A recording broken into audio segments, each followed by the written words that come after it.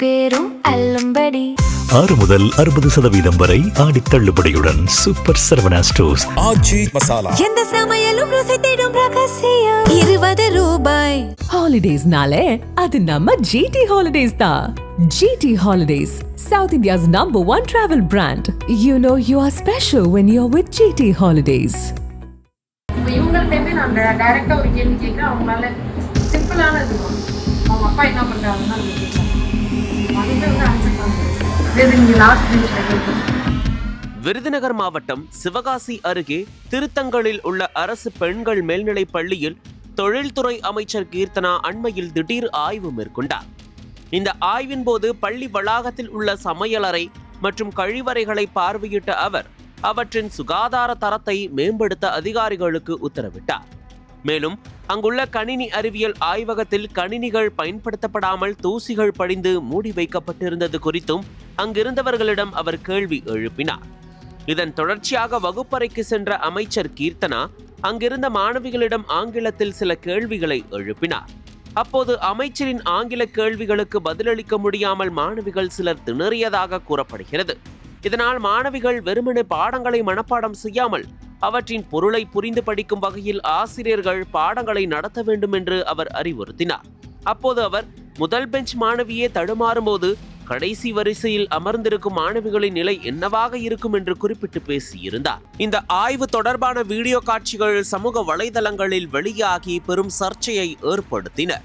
அமைச்சரின் இந்த ஆய்விற்கு பல்வேறு அரசியல் கட்சி தலைவர்களும் குழந்தைகளுக்கான உரிமை ஆர்வலர்களும் தங்களின் கண்டனங்களை தெரிவித்து வருகின்றனர். இதுகுறித்து முன்னாள் பள்ளிக்கல்வித்துறை அமைச்சர் அன்பில் மகேஷ் தான் நினைப்பதுதான் சரியென பிடிவாதம் பிடிப்பது ஆய்வின் பணியல்ல, அமைச்சரின் பணியும் அதுவல்ல. மாணவர்களை ஊக்கப்படுத்த வேண்டும், ஆசிரியர் பெருமக்களை ஊக்கப்படுத்த வேண்டும். அதை விடுத்து லாஸ்ட் பெஞ்ச் என்று சுட்டிக்காட்டி பேசுபவர்கள் எல்லாம் பள்ளிக்குள் செல்லாதீர்கள். மாணவ செல்வங்களிடம் தாழ்வு மனப்பான்மையை வளர்க்காதீர்கள். தப்போ சரியோ தைரியமாக பதில் சொன்ன அன்பு மாணவ செல்வங்கள் அனைவருக்கும் அன்பும் வாழ்த்துக்களும் என்று தெரிவித்துள்ளார். இந்த நிலையில் இந்த விவகாரம் தொடர்பாக அமைச்சர் கீர்த்தனா எக்ஸ் சமூக வலைதளத்தில் வெளியிட்டுள்ள பதிவில் இன்று சிலர் அரசு பள்ளி மாணவியை கேலி செய்தார் என்று ஒரு பொய்யான கதையை பரப்புகிறார்கள். உண்மை என்ன தெரியுமா? நானே ஒரு அரசு பள்ளி மாணவி. நானே தமிழ் வழி கல்வியில் படித்தவள்.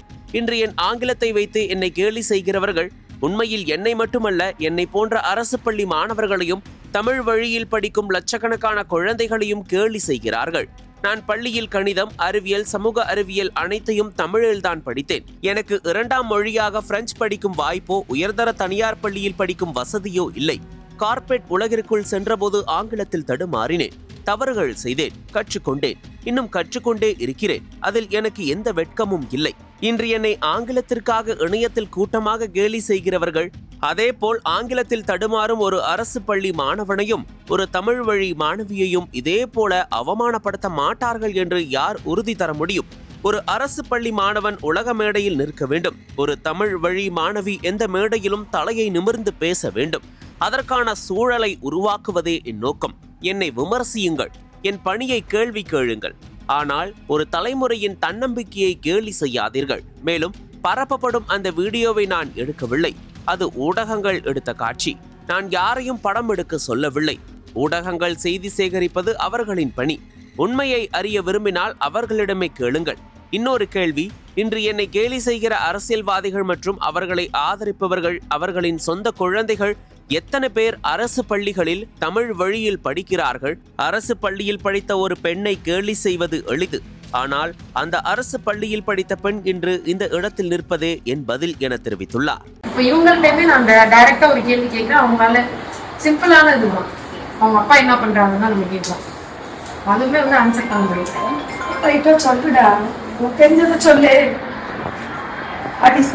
கேட்கறாங்க. நீங்க ஒரு கான்வர்சேஷன் இங்கிலீஷ்ல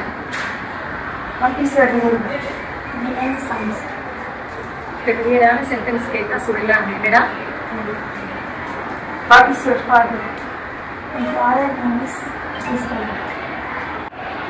ஃபாதர் என்ன பண்றாங்க?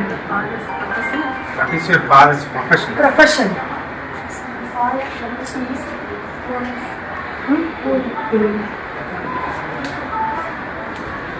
நீங்க லாஸ்ட் பெஞ்ச்ல கொஞ்சம்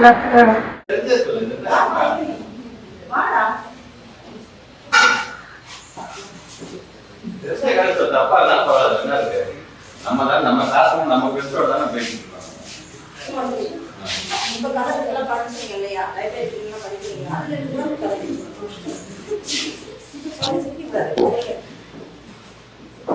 ஒரு ஊருக்குள்ள 2 நண்பர்கள் இருக்கணும். 2 பேர்ல ஒருத்தன் ரொம்ப சோம்பேறியானவன், ஒருத்தன் நல்லா உழைக்கக்கூடியவன். அப்போ அவன் என்ன செய்வான்னா, ஒருத்தன் எதுவுமே செய்யாம எனக்கு நல்ல நல்ல ஒரு விளைச்சல் வேணும், எனக்கு ஒரு நல்ல பணம் கிடைக்கணும் அப்படின்னு நினச்சிட்டு இருப்பான். இன்னொருத்தனுக்கு வேணா நான் ரொம்ப உழைச்சி தான் எனக்கு நிறைய பொருள் வேணும்னு நினச்சிட்டு இருப்பான். அப்போ ஒருத்தன் நல்ல வேலைக்கு போய் கஷ்டப்பட்டு நல்லா சம்பாதிப்பான். இன்னொருத்தன் சும்மா எதுவுமே செய்யாமல் வீட்டிலே இருந்துட்டு பைசா வேணும்னு நினச்சிட்டு இருந்தவனே கிடைக்காது. அப்போ அவன் திருட்டு செஞ்சு நல்லா ஒரு கள்ளத்தனமாக பணம் சம்பாதிப்பான். ஆனால் இவன் முயற்சி செஞ்சு பணம் சம்பாதிக்கிறனால அவனுக்கு கையில் நிற்கும். ஆனால் அவன் திருட்டுத்தனமாக செய்யறனால அவன் வந்து ஜெயிலில் ஏறியது நல்ல தப்பு செஞ்சதுனால அவன் கடைசி வரை அவன் ஒரு திருடனாட்டே இருப்பான். முயற்சி செஞ்சதுமே நல்ல நம்பிக்கை.